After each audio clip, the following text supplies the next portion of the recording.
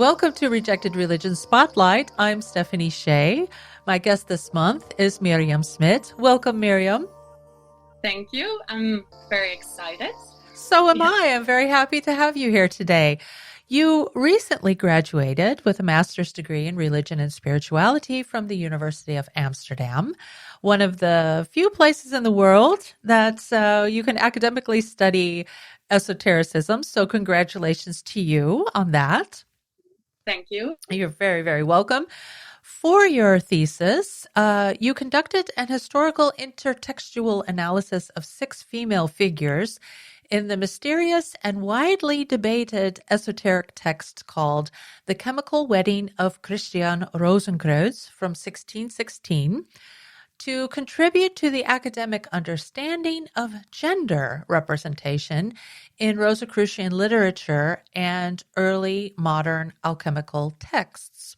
So that's a very important endeavor, I think, that you're focusing on the female figures. That is, as we all know, alchemy, Rosicrucianism, basically any esoteric stream or current, is very largely dominated by males, men, the figures they're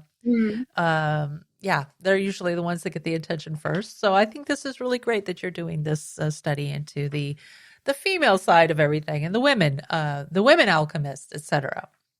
Yes. I'm also that's also why I wanted to do this interview. Right.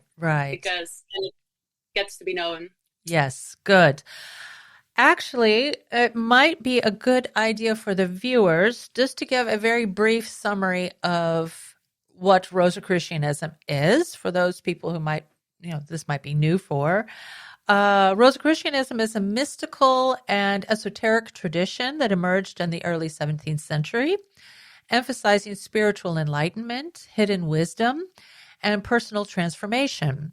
Its core tenets differ significantly from the dominant religious structures of the time, particularly mainstream Christianity. And Rosicrucianism, of course, emerged during a time of social and religious and scientific upheaval. And this current or stream sought to bridge science, mysticism, and spirituality. And lastly, I guess it would be important to mention that there were 3 main texts or manifestos that were published. The first, the Fama Fraternitatis, the second, the Confessio Fraternitatis, and then the third, the Chemical Wedding of Christian Rosencreutz, which was what you were focusing on in your work. Okay, so that's kind of the little foundation of what we're going to be talking about today. Before we get into more of the text and what you've done with your research, could you talk a little bit about your interest in this topic and how you approached your research with it? Yeah, so I think my interest in this topic started when I, by accident, got my hands on this book from about the chemical wedding by the anthroposophical priest Bastian Baan, and I read it in a day. And then I was 23, and it made a big impression on me. But after that, I became a Waldorf teacher. I studied, and I only got back on it when I started my master's thesis, and I had classes on alchemy by Peter Forschout. And then I found out that this was a very important alchemical work for many spiritual movements. Yeah. And not only for anthroposophical society, but also for Rosicrucianism, which I didn't know at the time that it was an important book for them, but also for Jung and Goethe and many others. And that was also the first time I got into alchemy, and I found out that I loved the symbolism in alchemy. And at the end of my master's, I had, of course, to make decide on a topic on what I wanted to research. So I decided I wanted to research the chemical wedding. And at first, because I also came in my feminist era, so I I wanted to dissect the alchemical wedding and like see all the subjugating aspects of the woman in it, and then afterwards I wanted to do a reparative reading. But so I actually started my research using a feministic lens or a gender critical lens. Mm-hmm. But then I found out that if you don't have a background in it, and I've been mainly like historically educated, so I decided to go with my thesis advisor's expertise, history. Mm-hmm. So, and I also found out that these women are so complex that you kind of first have something about it. Yeah. So that's why I chose to do like an historical research on what are earlier sources that have inspired the work, and also look at it at the other side. What's the reception history? How have they been interpreted by later esotericists and scholars? So that's actually a mix of those two, which made up my thesis. Mm-hmm. Yeah. Okay. So maybe it would also be a good idea to talk a little bit about this figure of Christian Rosencreutz. Who was this influential and mysterious man in the lore? Yes. Yeah. So it's actually still a mystery. I think it actually starts with so you have first at the beginning of the 17th century, there are a lot of new renewals about like making Lutheranism more inclusive. Mm-hmm. But one of these works are these two manifestos that are the Fame of the Brotherhood, the Fama, and the Confession of the Brotherhood, and they describe his life. So he is this initiate who was born like in 1378, and he traveled the East in Africa, Egypt, and got to know all this knowledge. And he took that back, like also Hermetic knowledge, and he took this back and started to teach his pupils about the Brotherhood, about a united Christianity, but like in a very, like people at the time, the church called it like heretic. So, right, as they did many things. yes, and so, and in the first book, the Fama, you see his life described and his pupils that he gives like lectures about how they should live and that they should cure the sick, and actually not make. In a confession, the second one gives out all these Rosicrucian rules. I don't know all of them, but in Rosicrucianism, people try to live by those rules. And actually, so those first two books are more like manifestos, how to live, how his life was, how his death was, and that they found his tomb 120 years after his death with a book of Paracelsus in it. Who didn't live at the time when Rosencreutz actually lived, so that's also a mystery how that book got entombed. Yeah. And the third story is actually something totally different. It's not a manifesto; it's more like a novel, an initiatory story. I also compare it to like Parsifal. The story of Parsifal with the Holy Grail. It's like this initiatory story of a protagonist going through 7 days and, like inner transformation in that story to, purify his soul and become enlightened. Yeah. I guess in a way that's how it's often interpreted. Yeah, right. Yeah. Good. Yeah. So I understand that you have prepared a presentation along with some really beautiful images. Often the chemical wedding is seen as this typical alchemical work wherein often in alchemy when you have this process of becoming enlightened or making from lead to gold or the philosopher's stone or new humans, the homunculi, that are some purposes in alchemy and goals throughout the ages people have tried to achieve. And one of the most famous images of in alchemy is the alchemical hermaphrodite, and this union between the male and the female. And it's interesting that often when people talk about the chemical wedding, they think of this union between the male and the female into one, becoming one hermaphrodite. And one of these interpreters, that's the artist John Hofra, a Rosicrucian, who helped also one of Jan van Rijkenborg, which is one of the most famous Rosicrucian, who wrote about the chemical wedding. He made this image depicting this alchemical hermaphrodite. And it's interesting to note that there are no alchemical hermaphrodites in the story at all.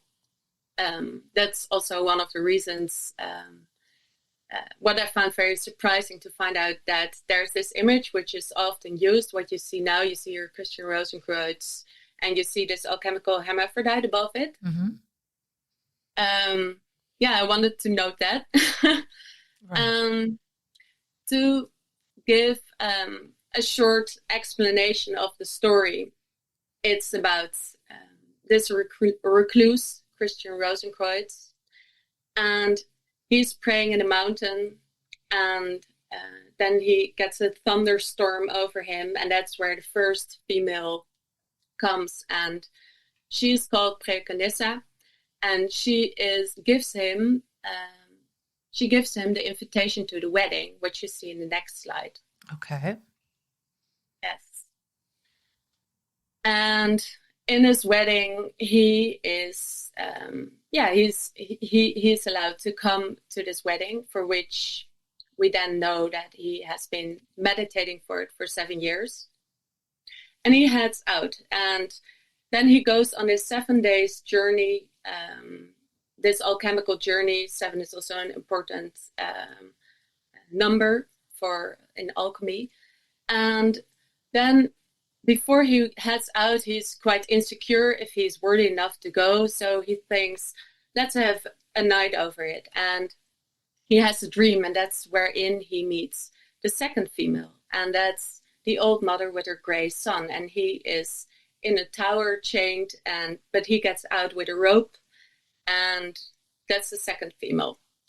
Then he wakes the next day, and he thinks, okay, I got out of the tower. I'm allowed to go. I'm good enough. And he goes his path to the wedding, to the castle where the wedding takes place, where there are only males, of course. And there he meets the third female, and that is Alchemia. And Alchemia, Lady Alchemy, she's actually one of the most important females throughout the whole story. And when I explain her, we actually go through the whole story, because I will tell what she symbolizes, but you will find out soon enough. There is at some point he meets the old kings and queens. There are 3 royal pairs. I didn't dive into that, but at some point he has to do many trials and be weighted if he's worthy enough. Then there is an alchemical play. And in this alchemical play, the protagonist is a princess. And eventually she's crowned together with her new king after having many trials. So that's the fourth female character. And then there is the 5th character, and that's Venus. We meet Venus in a tomb. She's laying there asleep, which is also very mysterious, and many people have written about it. And people actually still don't know what the meaning is of it, like esoterically and reception history.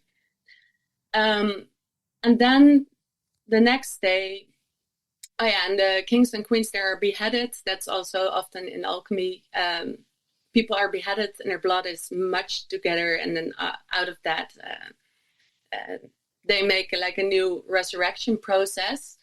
But they're put, those dead bodies of the 3 royal pairs, they're put on a ship, and Christian Rosencreutz also goes on a ship together with Alchemia, and there they meet, and that is our last female depiction. There we meet the sirens and the nymphs and the mermaids, and that are the 6 females we will discuss.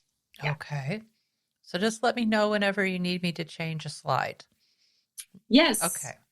Yeah, so let's begin for the next. The next one? Yes. Okay.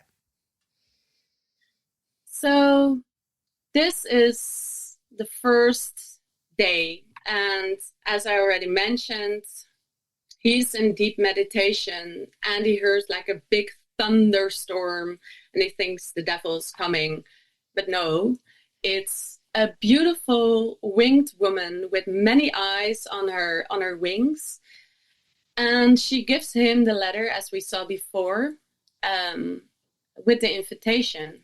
She doesn't speak, and it's very mysterious, and people actually never describe her or who she is. So I did research on it, and actually her name is written in the margins, but no one mentions that name. No one has ever done that.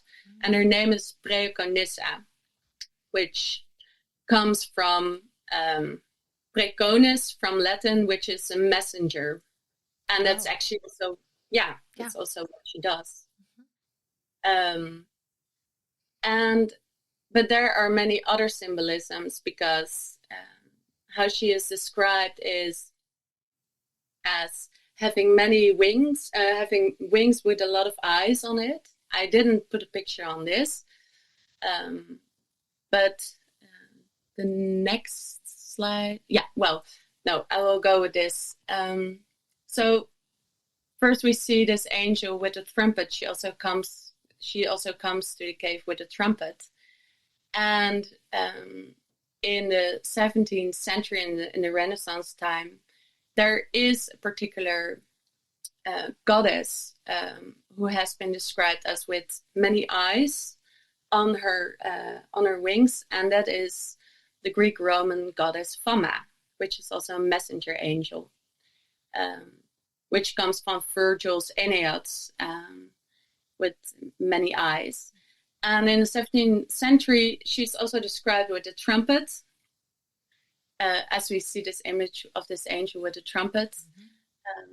So therefore, I thought she might be a representative, like historically, when you look back, of this Fama, or also called rumors in Roman mythology. And that's very interesting also, because when you look at the first manifesto of the Rosicrucian works, it's called the Fame or the Fama of the Brotherhood. So there could be a connection that the author, which we actually didn't, you mentioned it at the beginning, that Johan Valentin André actually connected these two together with each other. But another symbolism could also be this angel, which we see at the other side with the green, with the green wings, mm-hmm. And that is that's a representation of Mercury, which is a very important substance in alchemy. Of Mercury, which is the female quicksilver, or Hermes also called, and you have sulfur, which is the male substance in alchemy. And so you could also see that it's like the quicksilver coming into the vessel, into the mountains, to the sulfur of Christian Rosencreutz, and starting the process of alchemy.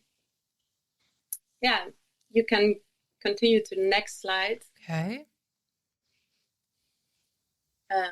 Here we also see at the right side, I think, also for you, we see the vision of Ezekiel, because we also don't have to forget that Valentin André was also a Lutheran priest. And a lot of reception history on it, like also, for example, Bastiaan Baan, the anthroposophical priest who wrote this book, he also he thought that it was an angel messenger, and that it was an cherubim, as depicted here on this image. We see a lion, an angel, an ox, and an eagle. So that could be another allusion to it. And to the left, we see another symbolism, which could also be an inspiration for this image, because it's very multi-layered, and that is Hermes, or Mercury, and he's doing the sign of mercurial or hermetic silence. Have you ever heard of that? Yes.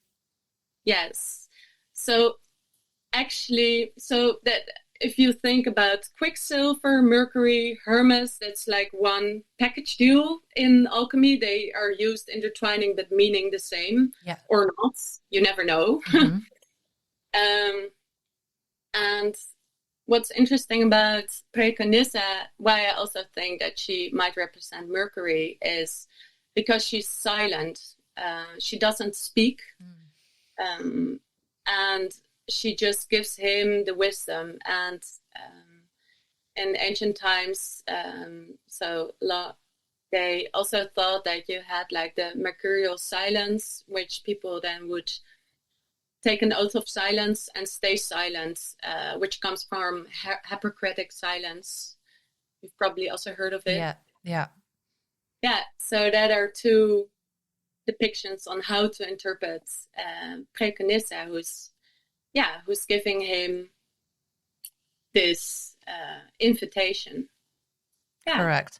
And in some of the other texts that you provided, especially the chapter, let me check my notes here, by M.E. Warlick, The Philosophic Mercury Evolution of the Alchemical Feminine, found in the book Esotericism, Art and Imagination, edited by Versluis, Irwin, Richards, and Weinstein.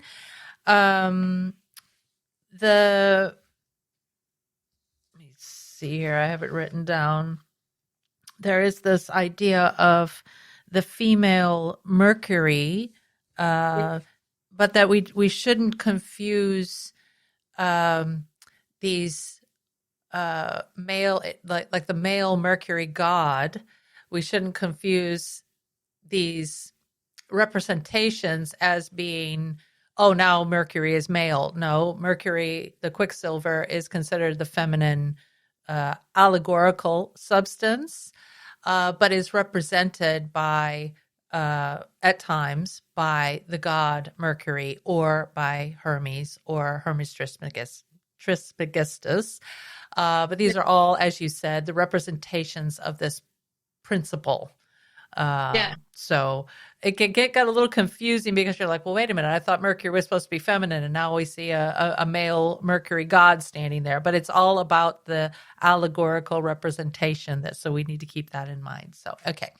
I will go. Yeah, you see that also with the winged angel we saw in the other slide. I'll go back. She is also Mercury. Yes.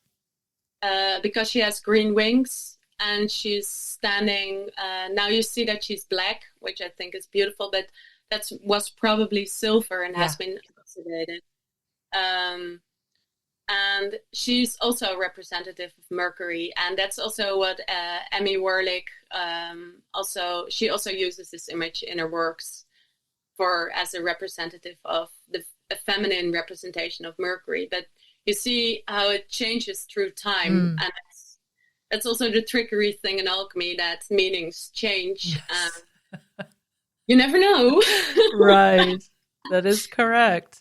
But it is interesting that, let me see, I've got it written down here as well. These feminist interpretations of these different principles.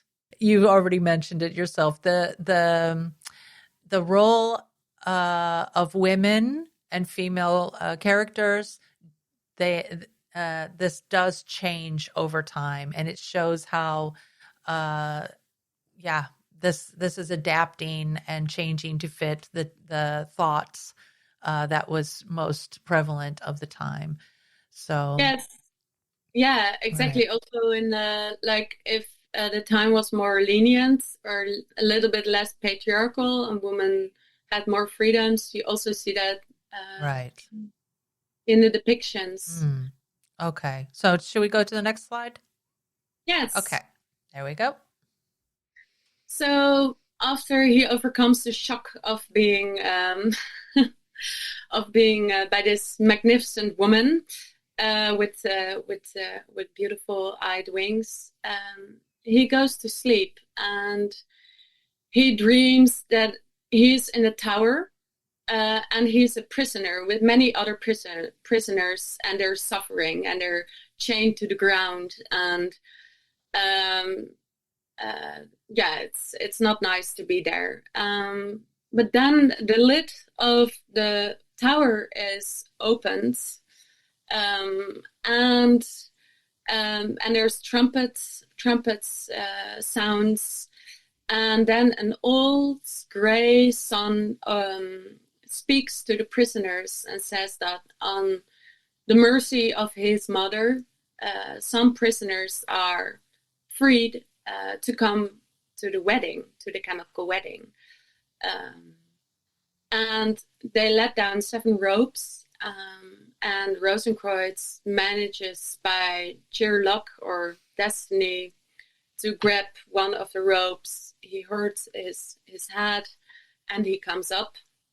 And there is this old gray man with his old mother, and she actually wants to free all the prisoners. She wants to free all humanity. We then find out that all humanity is in the tower chained down, and only some are freed. And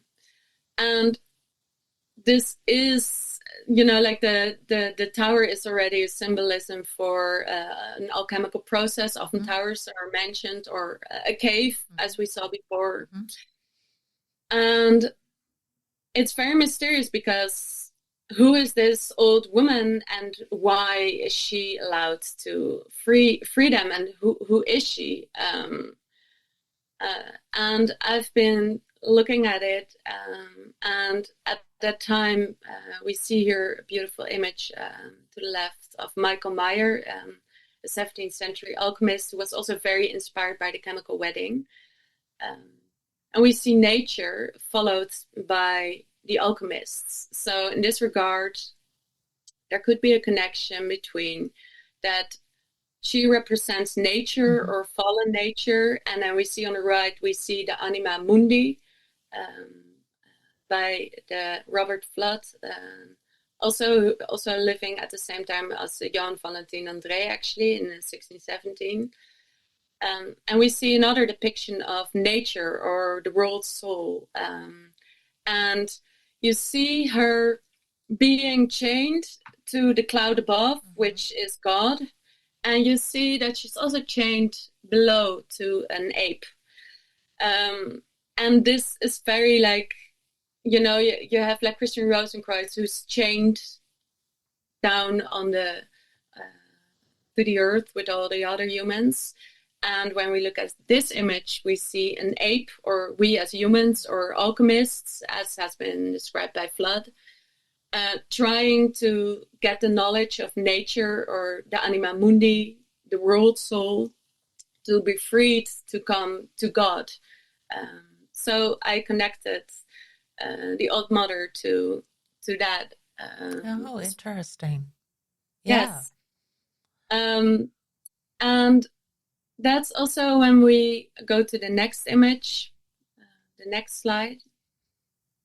We see the world soul again nursing here the philosophical child, another representative of, also made by the alchemist Michael Maier, a lot inspired on the chemical wedding. She's nursing the alchemical child, the inner process.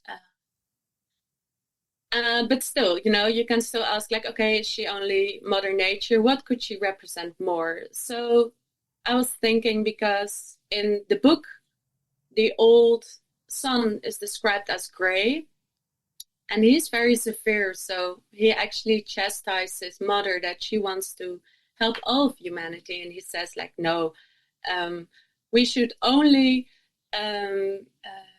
we cannot free all of them, because who will otherwise feed us and bring us drinks? Well, I think not very nice. But if you look at it, so I also dove into like Greek mythology, because gray is the color of Saturn, or Cronus, in Greek mythology, who actually ate his children. And you see that here on the left in this alchemical fiction. You see like Saturn eating his 7 children, the 7 metals, or the 7 gods, or the 6 gods, because one was he got out. There was Zeus. And in alchemy, that's also often used as symbolism for purifying the primal matter, or the mercury and silver, or the lead. There are many reasons, like starting points for alchemy. And they need to go through Saturn, the great god, and be purified. And it's very interesting, because above him we see a woman standing. And I thought, like, it could be Saturn with his mother Gaia. And Gaia is another word for the world. Right. Mother. So here we have this new connection that she, and also from a Greek perspective, if we connect it to this mother and her gray son, that it could represent also, Mother Earth, who gave birth to Kronos, to the Titans. Correct. So in this case, Saturn, can you see my cursor here? Yes. Okay. So this figure of Saturn in an alchemical representation, symbolism, could be the process of the burning to ash, the calcination, which is this first step in there are different stages, I guess you could use. There's the 3-fold stage, 4-fold stage, and a 7-fold stage of alchemical workings.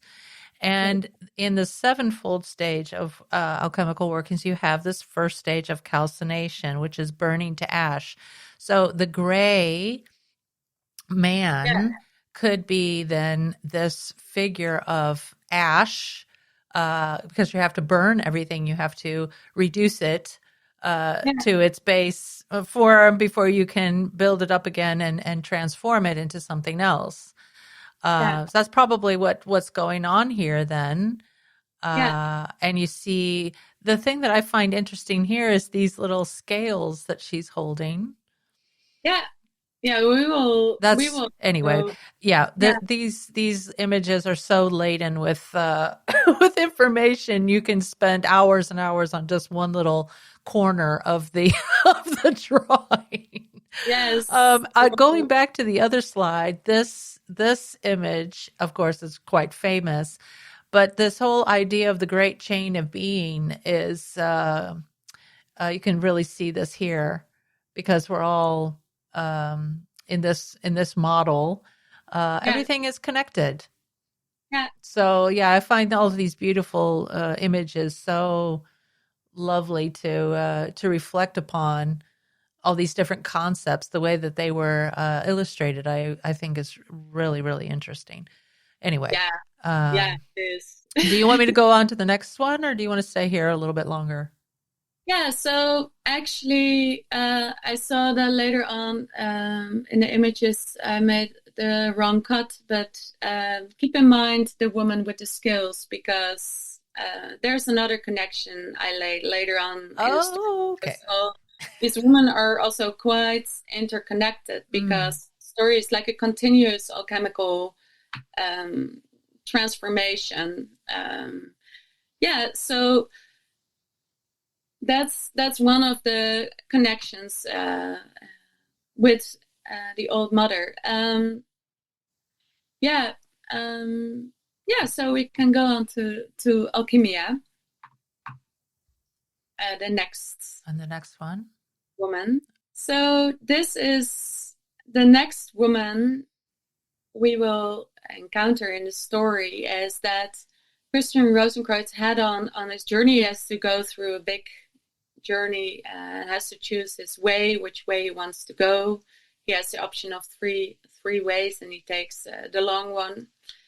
And he comes at a castle where the chemical wedding will take place, and there he sees this woman in blue again, which is also, if we look at it alchemically, you have like the colors black and gray and blue, and they're like often interchangeable.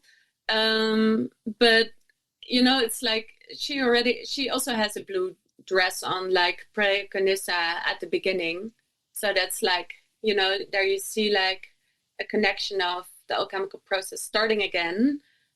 But then, with the first stage, the calcination stage, also called nigredo, which is black. And this woman, he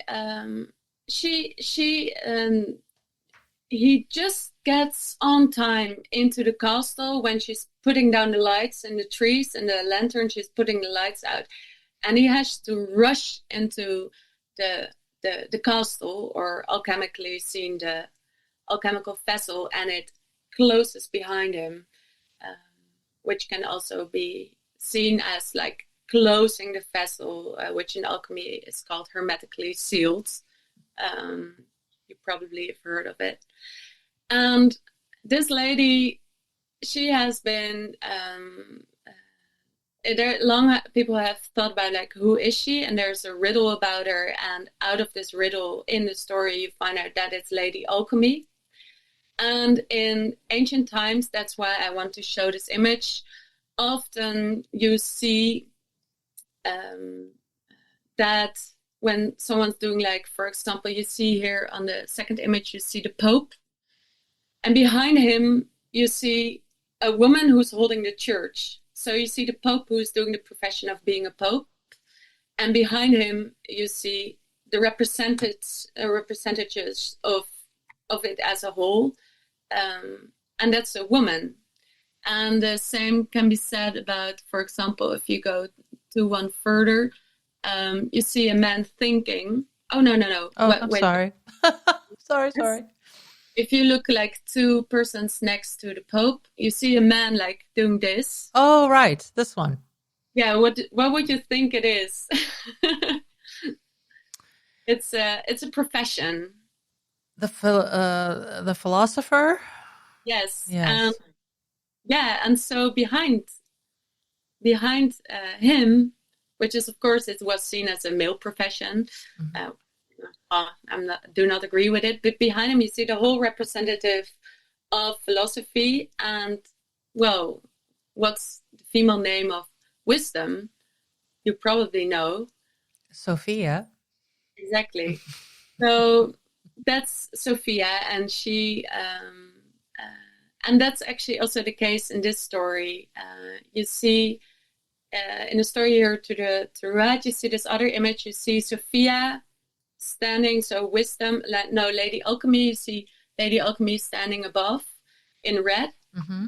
and you see an alchemist beneath it practicing alchemy, and you see her sitting in the castle, and that's also what you see in the story of Christian Rosencreutz, that she is actually the lead throughout the whole story in the castle, because they arrive at the castle and she waits him also. So all the guests who have been invited to the chemical wedding, they're all male guests, of course. All the wives are working home, doing their doing medicine. Mm-hmm. And she is taking the guests and she's testing them. So Christian Rosencreutz also has to go on scales and to see if he's worthy enough. And now we can go to the next image also.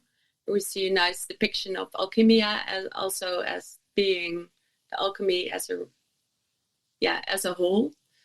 And here to the right, we see also the image of alchemia in the book, putting on the lights in the garden and then afterwards putting them down.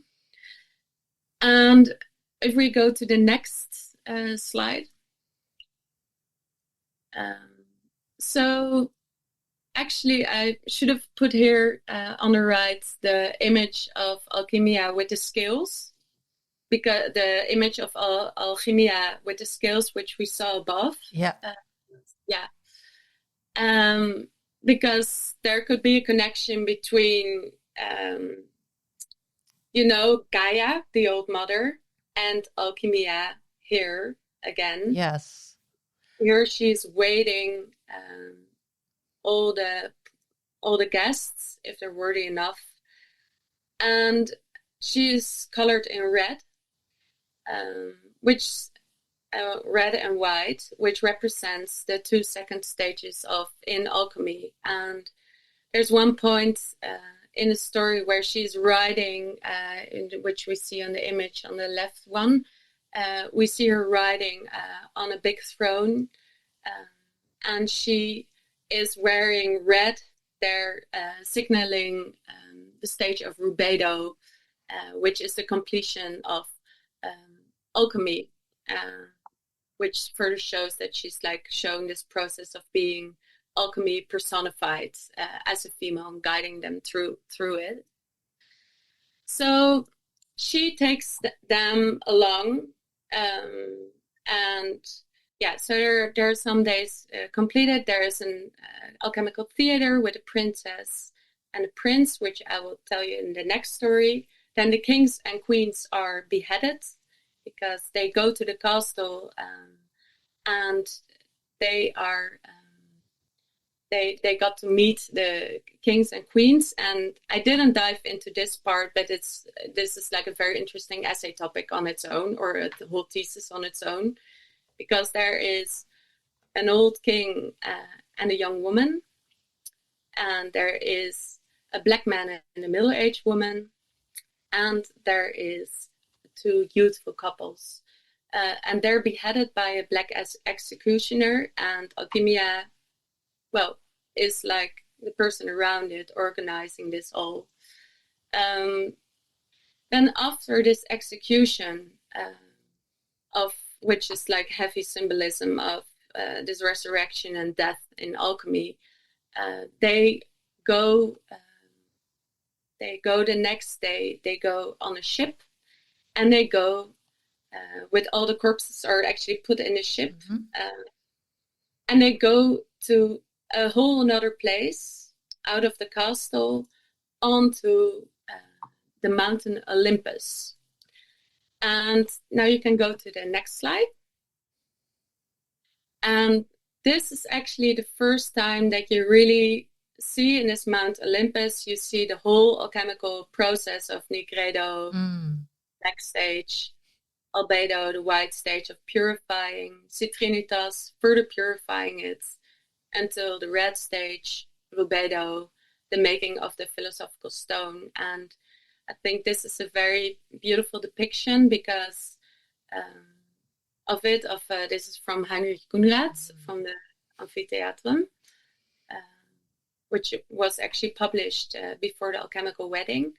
And herein you see also this heavy symbolism of a black bird, which is what they actually make when they're in this alchemical tower. They have an egg, which is made from the blood of the beheaded royals. And there comes a bird out of it, which we also see here. And this bird goes into different transformations, that it's blue, it has a white head, it has like many colorful feathers. He loses it, he's heated, and then he's also executed. And from this, eventually, they make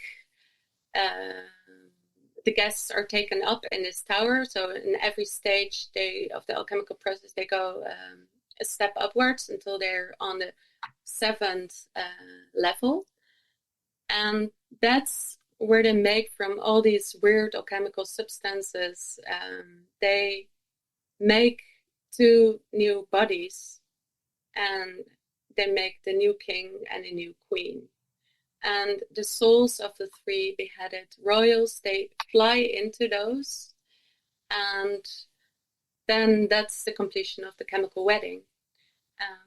And that is also very interesting because afterwards, after the king and queen, they're married.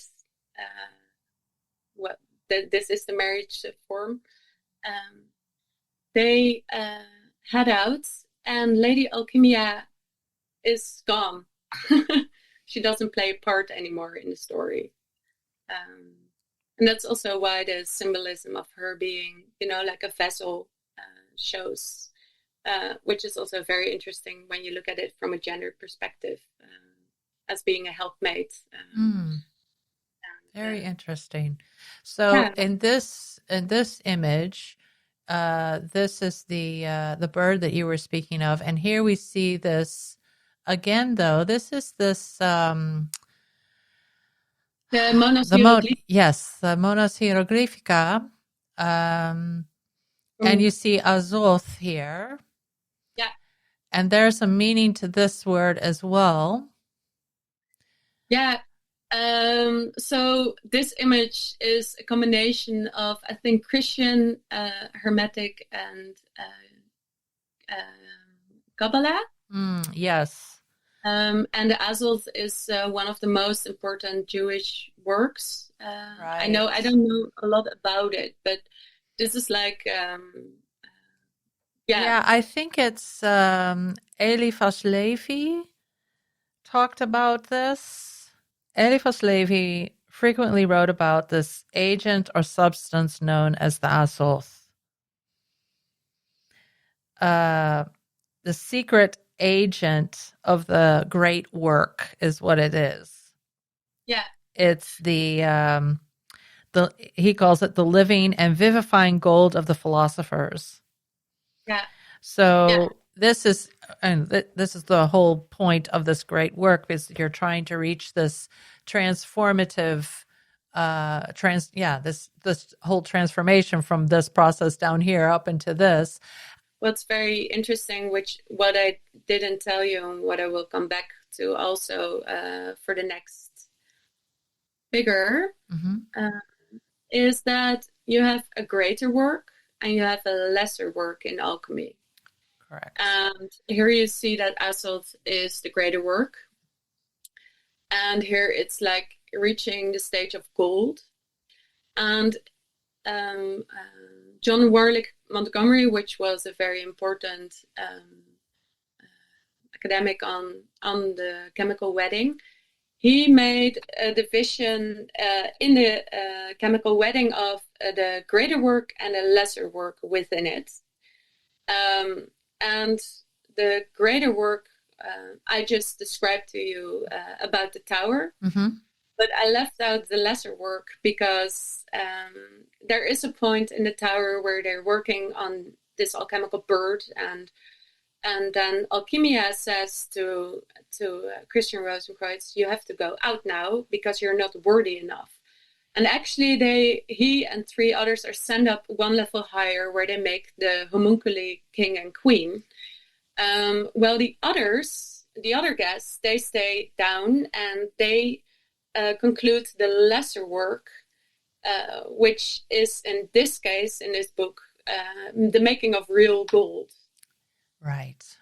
So here you see a different interpretation, because often the lesser work is seen as silver and the great work as gold. Yes. And here you see the great work as the completion of the chemical wedding in homunculi, and the gold as the lesser work in a way. So the lesser work was the physical and the greater work was the spiritual in this context then, right? Yes. Because here we see this is such a gorgeous image.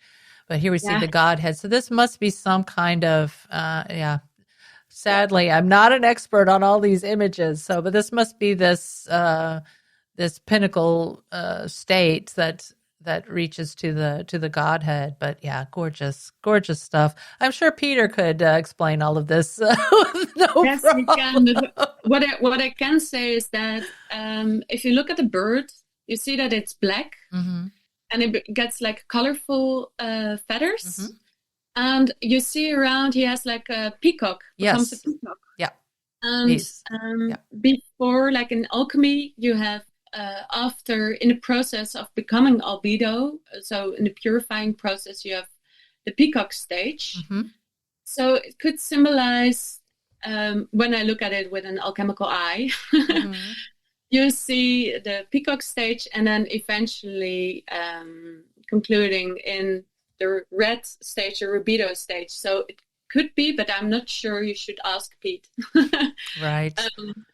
It could be a representation of the philosopher's stone, completing the great work right under God.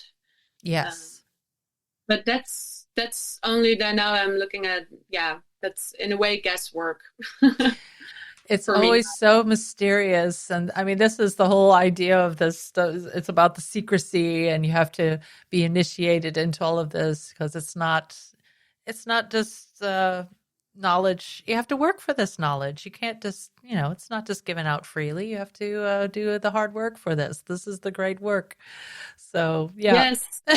Yeah, you definitely have to get into it. And, but this greater and this lesser work will come back in the next female, which I wanted.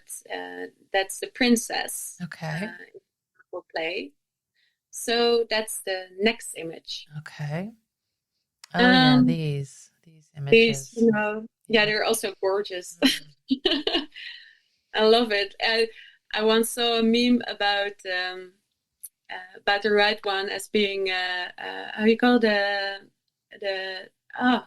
I forgot. In America, when you come there with the ship, you have the woman with the green. The Statue of Liberty. Statue of Liberty having a bad day, Chop off your heads. Yeah. So an early stage of the of Liberty. So the fourth female in the chemical wedding is the princess, and that's in an alchemical play. So the guests are there with alchemia, and then they are led with the three royal pairs who are still alive then. They're led to a theater play. And at this theater play, there's a story about a princess whose family and her family is killed, and her lands are stolen by a black Turkish man, very colonial also. And you have to remember it's the time of the Ottomans. So the Turks were the bad guys, and of course they were black, even though not all were black. But he clearly represents the stage of Negrido again. What's interesting is that in alchemy, it's also often depicted as a theater play. So it rightly fits in the story that there is a theater about an alchemical process. So this girl is rescued as a baby, and she comes at a neighboring kingdom of her uncle, and she's saved, and she grows up, and she is... they agree that she would be married to the son of this king, of this neighboring kingdom. But then she's kidnapped by the black king, who strips her naked and puts her in a tower and tortures her. So here we bring back this connection with, with the tower, Christian's first dream, and how, you see the same kind of symbolism. So she might represent something as the human soul,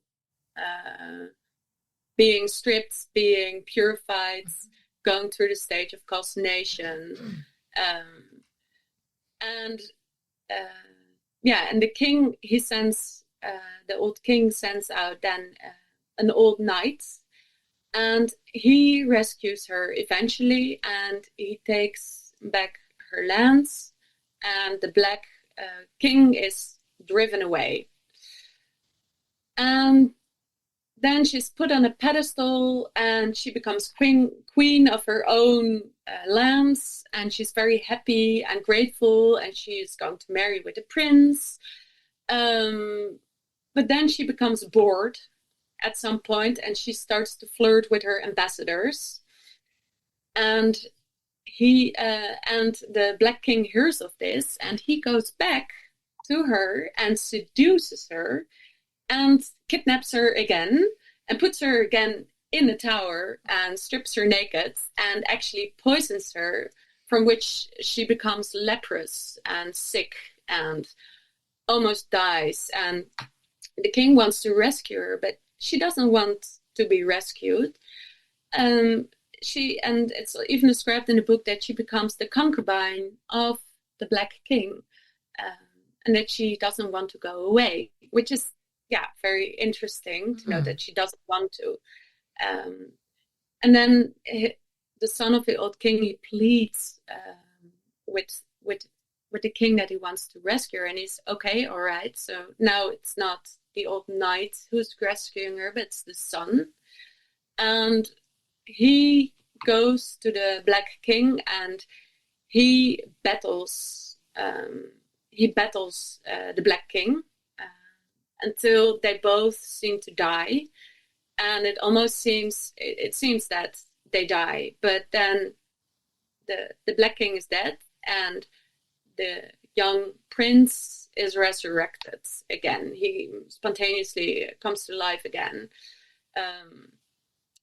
And this is also, again, this is also, of course, a very alchemical, you see that with the beheadings of the royal pairs. It's actually a precursor for the beheading of the royal pairs, like preparing the guests for it. Mm-hmm.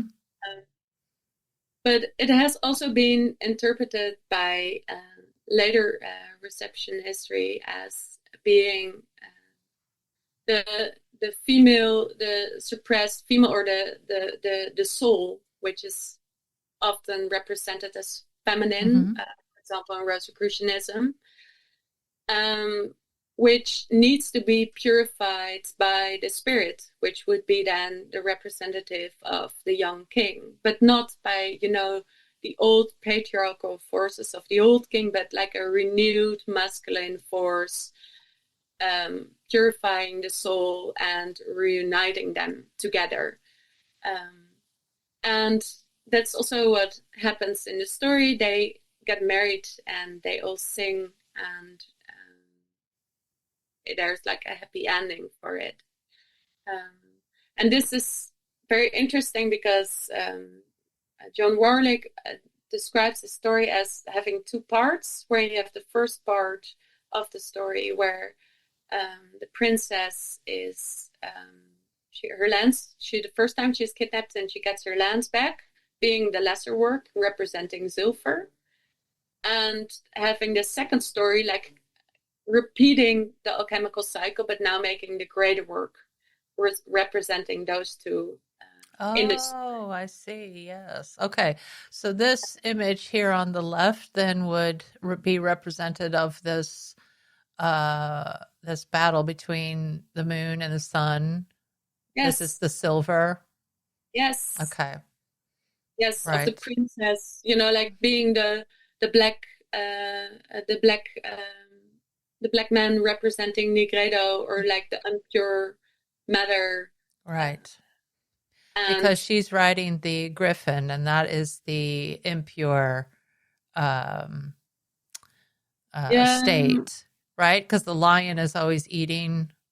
Yes. The griffin, because the lion is representative of the sun, the more pure spirit. Yeah, exactly. And then they unite when they, when they had this fight, they unite together into this union. Yeah. It's fascinating stuff. So in this image, we're seeing the pair Yes. being beheaded by. Is this also the image of Lady Alchemy here? No, Or is this would this be, something different? so someone with an axe would rather be, well, more like not Saturn, but like vicious, like cutting down, firing up. So that would represent Negredo. Right. So Pulsing. this is, oh, okay, of course. This is this first stage where it's either burning it to ash, the ashy Yes, color, the blue would be like the ashy thing, or the blackening of yeah, burning. The ash could also be black, yeah, depending on how many steps you're you're using. yeah, Okay, so this then goes into the alembic. yeah. So this is representing this first stage. It's representing the moon and the sun Yeah, who are so right. like the lesser work and the greater work. Mm. Um, and but it and now it also makes me doubt because it could also mean that you have like the black snake or the basilisk, Mm-hmm. as Peter would probably call it. Mm-hmm. And then you have the stage. No, it is the moon and the sun. It's not like Nigredo, Albedo, and then Rubedo. No, it represents the moon and the sun because you see here the two heads, and you see also clearly that it's a sun head. Mm-hmm. Mm-hmm. And the golden stage of it. You also see it in the black in the vessel. Yes. Here, these little. Then the initial gold, which will come out of it. Mm-hmm. Yeah. Okay. Yeah, once you start to know a little bit about the symbolism, then when you're looking at these images, you can at least make a start for the for the beginners. You can start to make associations with what it is that you're seeing. So yeah, this is great. I love these. Yeah. I love these images. And it's what I also found very interesting about the upper image is that you see the moon and the sun battling each other, but you see that the coats, coats are how you call it? Their shields Shields are opposites. Yeah. Yes. So it's kind of a yin yang. Right. The joining of the opposites. Yeah. Beautiful. I like that. So the next woman is on the fifth day, which is often also seen as Friday. If you look at it from the weeks of the day, I don't have like scientific proof that that is why it's on Friday, because I think it's more like in popular spirituality that Friday is seen as the fifth day, but I think if you look back at it, often Sunday is seen as the first day. Right. So then Friday would be the sixth day, but here it's the fifth day. Okay. But it's the day 5 is often connected to Venus, and this is a very a lot of people also have been interested in, I think, esoterically on the fifth day, where Rosencreutz in secret meets the Lady Venus before he goes on the ships to head to the alchemical tower. He goes down with his page. The 3 royal pairs have been executed the day before, so they're now dead, or like an alchemical death. Mm-hmm. And he goes down with his page in the castle where he's staying, and he goes down and down and wanders around. And then he finds, like a plate standing with, here lies Venus, the queen, and she's sleeping until all the fruit of her trees has melted away and a new king will be born. So Christian is like, oh, what's behind this door? And he wants to open the door, which is an iron knob and iron is often connected with Mars, and Mars was also a lover of Venus, and the metal of Venus is also copper. So we now already know that there's like a Greek connotation in it, and or Roman or Aphrodite, which is the same name for Venus. Yeah. And they go in there and they see a sleeping Venus there. And this is also one of the reasons why I wanted to conduct gender studies, because the page goes down, you see this in this image, he heads up the curtain of her body and shows the naked body of the Venus, and Rosencreutz is of course mesmerized.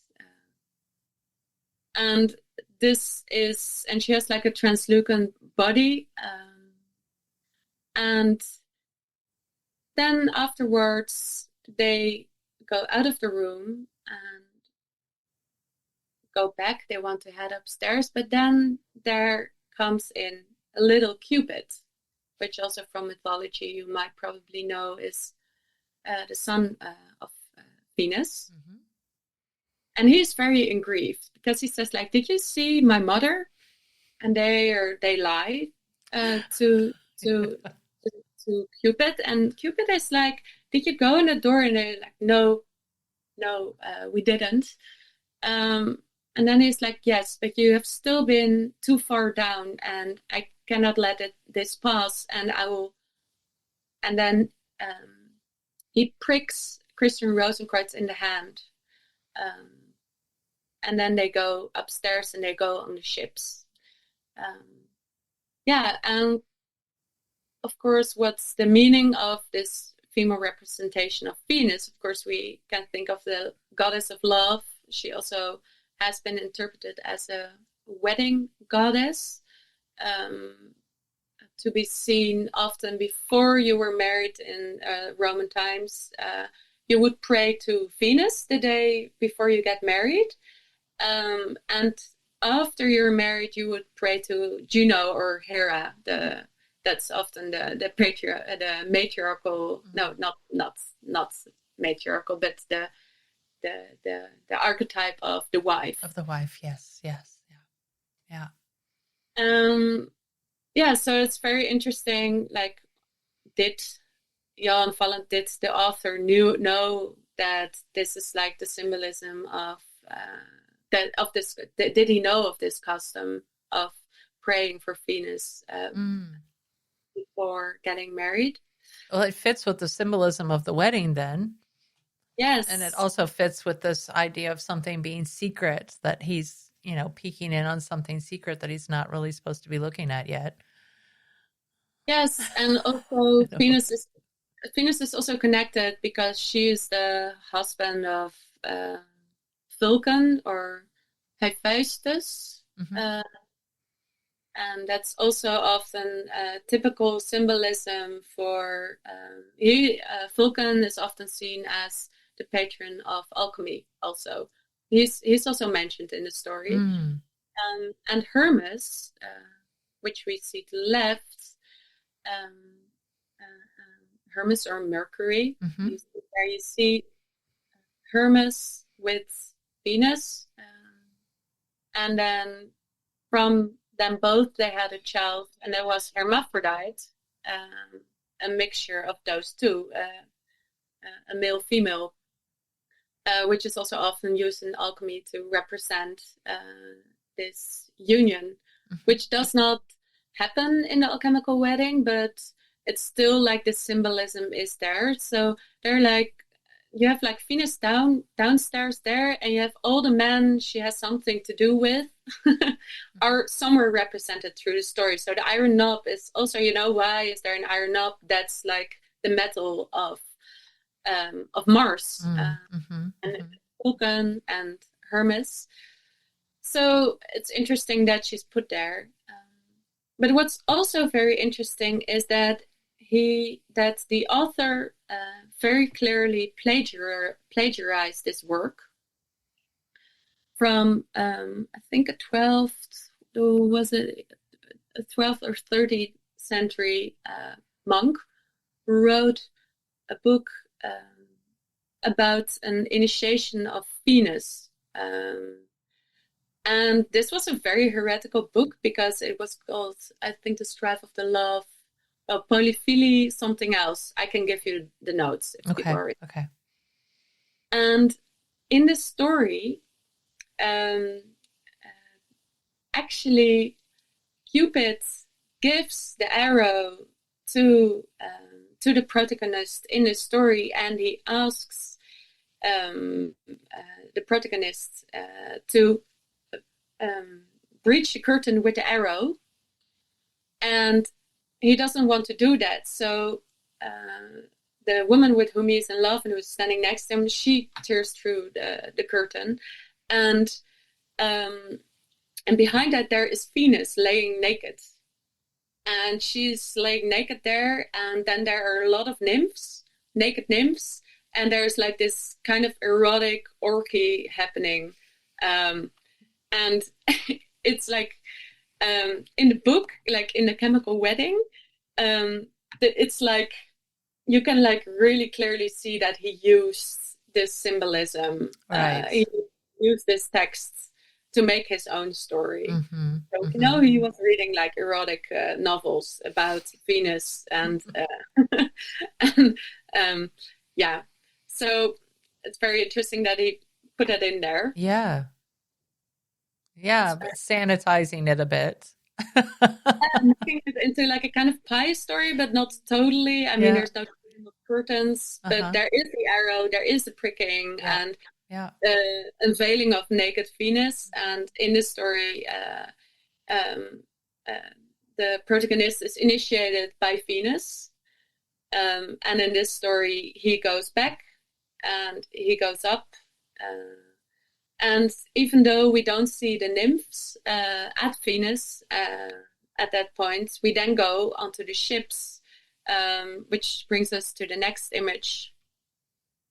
Oh yeah, these images still of Hermes and Venus. Yeah, also a possible connection between Hermes is that he's the god of arts, and that Venus is connected to nature, which could also be a connection between the Old Mother and Venus, and Hermes, and the art of alchemy. Again, like Sulfur Mercury image. And then here, of course, you see the image of, well, everybody knows this image of Venus, who comes from the sea, which brings us to the next image.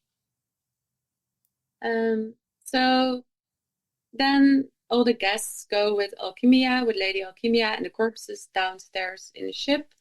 They go onto the water, and the sea, here we go again in this alchemical spiral of the mercurial water, that often the sea is represented as a purifying water.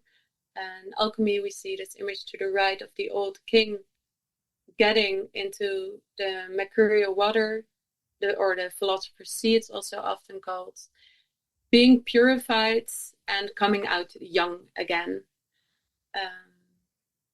And here to the left, I put in two images, which are images made for the Chemical Wedding. And as you see like the nymphs who come out of the water. Kind of also on the fifth day, so connected with Venus in a way, especially when you know the story of this Venus initiation.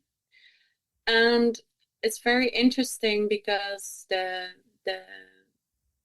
this definitely means something with Mercury. It has a connection with that,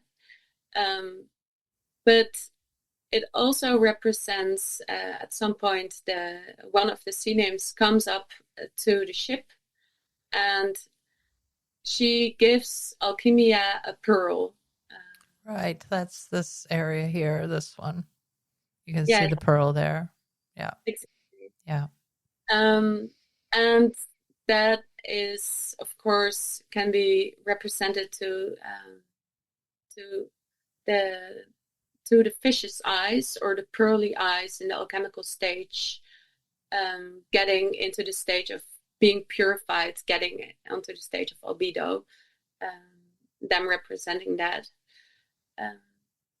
Yeah, and it has also a connection, could also be connected to that the New Jerusalem would be built up by pearls when you give it into like a more Christian interpretation of it. And then the mermaids also start to sing. They sing about love. They sing about the wedding. And this is also a moment that Christian feels the prick in his hand by Cupid. And we also see Cupid here flying around with his arrow. Yeah. Like he wants to shoot. Yes. And yeah, and this is also a new connection in that way that I made, that often, of course, the story of Odysseus and the sirens.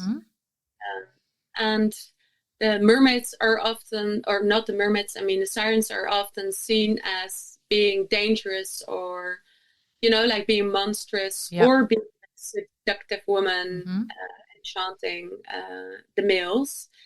And that's also what the Christian says. Like now he understands that the trials Odysseus had to do, that he had to be bound to his ship so he wouldn't be seduced by the sirens. And but in this case, actually, Rosencreutz isn't seduced. He loves the sound of the sirens, and he even says like, "Oh, I wish I was a mermaid." In this story, which I found very cute. But it also shows that he is very far in his spiritual awakening, that he isn't seduced anymore by the sirens. He's purified enough to continue to the Mount Olympus. So this is a beautiful depiction of women in alchemy, representing the virgin's milk, which is another word, a deknamen for mercurial water, as I already told. And it's very interesting also to see the difference between the first image on the left from 1630. There she is clearly a water woman, or a mermaid. I don't know. Also from the Azot, actually, which interesting. Here we see that name again. Yes. That's a very important Kabbalistic alchemical book. And then you see a later image from 1624, where we see that she has been split into sulfur and mercury, and the woman representing mercury and the fish representing sulfur. But this is another example where you see how alchemical imagery can change over time. Right. Because it's clearly taken from each other. And then lastly, the last image. This I found also very interesting. Actually, here on the left, you see a basilisk, or it could also be Lilith. And she's poking into Adam or Christ with her spear. Like this stage of Nigrido again, like purifying, killing through. This is also from a very famous book, the Buch der Heilige Dreifaltigkeit, which was also published before the alchemical wedding. And this could also be like, the author could also have been inspired by the symbolism of, like getting pricked in the hand, which also, the stigmata, getting pricked in the ear. And that there's this connection of, this purifying by destruction in alchemy. And to the right, you have a beautiful mermaid.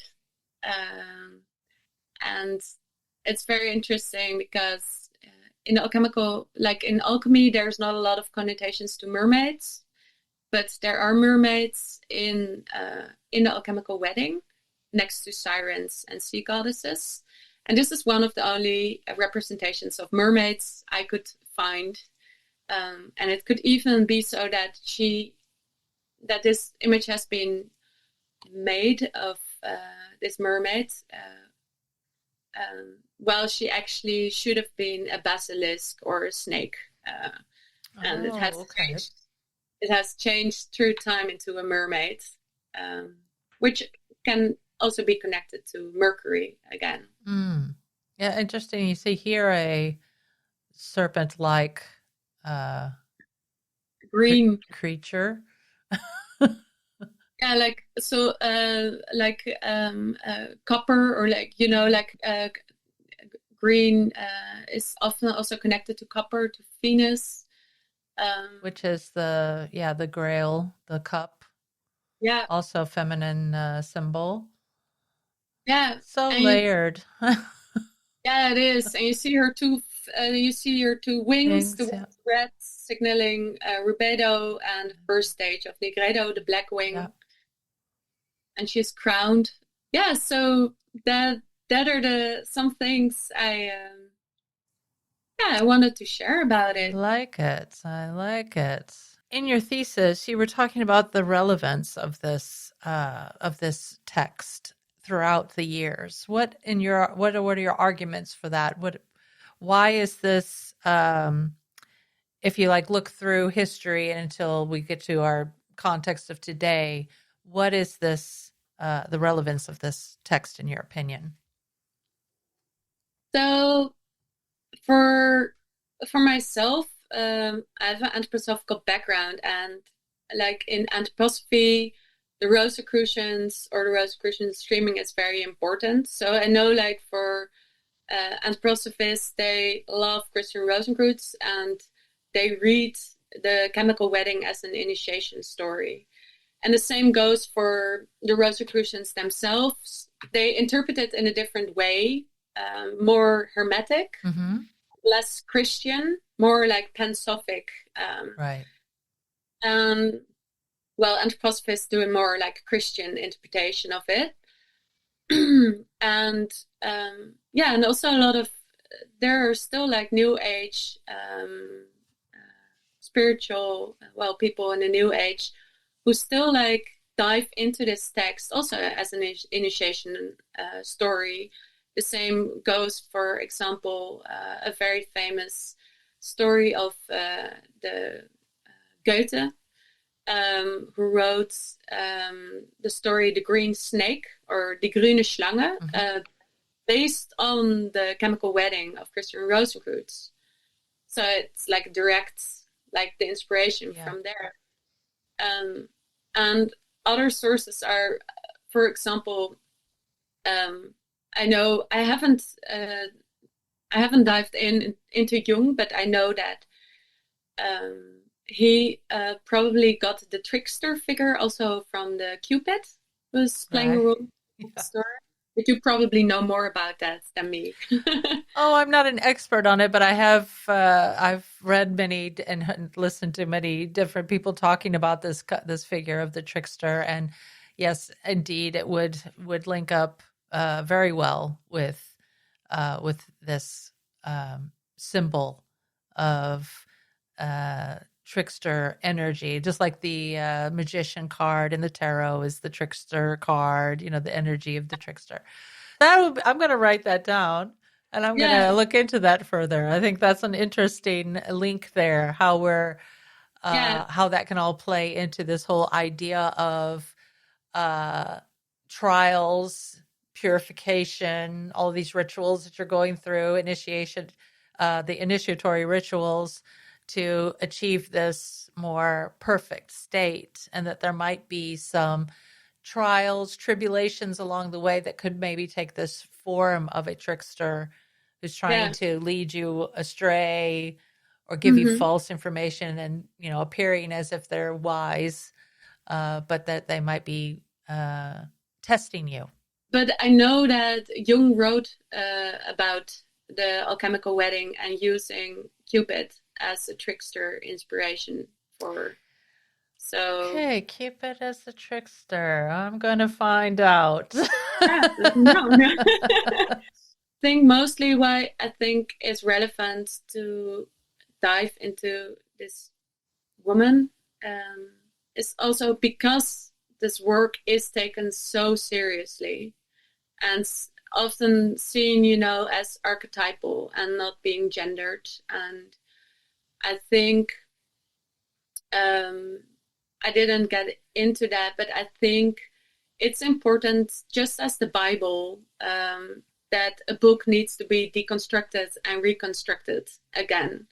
And I don't know if I will do that, but I hope someone, will hear this and think like, that's my job. Yeah, that would be great.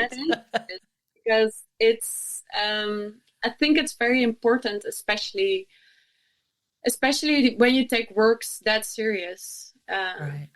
I think it's very good to have a critical eye on it, but also really understanding it. So not just dissecting it from a critical lens, not knowing what all the symbolism is, but like knowing the symbolism and then grabbing it and really looking at it. Right. So you mentioned in communication before we did, today we were talking to each other, but before then you had mentioned that you didn't really, at least your initial focus, you wanted it to be for agency, women's agency, and that you realized, you mentioned this at the beginning of the interview, that, when you start to get into feminist theory and stuff like that, then you're like, oh, wait a minute, this is a little bit too much for the scope of this, of this thesis. So are you planning on continuing on with this research and then adding this kind of as a new, or another angle or another aspect that you're wanting to look into? I'm actually very new into academics, and I'm really happy that I was allowed, privileged enough to do this master and learn all this knowledge. But it would definitely be something I would want to dive into further. Right. Because I think it's a very, very important, and especially in the religious landscape, people don't write a lot about it. And also the chemical wedding is often more seen as queer, although I think there are queer parts in it. I do think it's very gendered, and I think that has to be pointed out, and then afterwards looking at what's indeed queer in it. I would love to get into that research, but then I have to find a way to, make my life like that I can do that. Of course, it has to work out in that regard. But what you brought up about it being underrepresented, I should say. These are areas. Queer studies hasn't really done a lot of work into this, as you said yourself. Feminist studies hasn't really looked into this. So, I think it's a really interesting further, continuation of the work that you're doing, and who knows, maybe an opportunity will present itself, and you'll be able to do this. And if it doesn't happen that you can do it, then maybe somebody else will be inspired to look into this themselves, if they have a background in this area, that they might be interested to do this as well. So wonderful. Yeah, and I also want to say, like, if someone's like interested in doing research on it, they can always use my thesis, which of course I've never I haven't told you everything because that's too much. Yeah, right. No, I haven't read I haven't read your thesis yet, so you've only shared a little bit of it with me, but it's very generous of you to offer up the work that you've done so far. Yeah. for people to also look into on their own. If people would want to ask you questions about this, do you have social media or an email that they could contact you, or would you prefer them to ask the questions through me and then I can pass the information on to you? I actually have one social media Okay. account. I can give it you later on. Okay. Yes, that probably would be better. Then I Yeah. don't get the spelling wrong. Okay. All right. So I will then add that to the program notes. Yeah, I'd just like to thank you, Mirjam, for sharing all of this with me today. I mean, this is I really appreciated the fact that you made the PowerPoint with all the slides that we could get more into actually looking at all of this imagery Yeah. that is, surrounding the female characters in the story. It was really nice of you to do that, to go to that trouble. So yeah, if anybody has questions, leave them with me or contact Mirjam on her social media. And yeah, good luck to you with whatever is coming across your path in the future. I wish you the best of luck and thank you for being here to talk with me today. Well, thank you for inviting me. I'm really happy that I could share this all. Yeah. Great. It was my pleasure.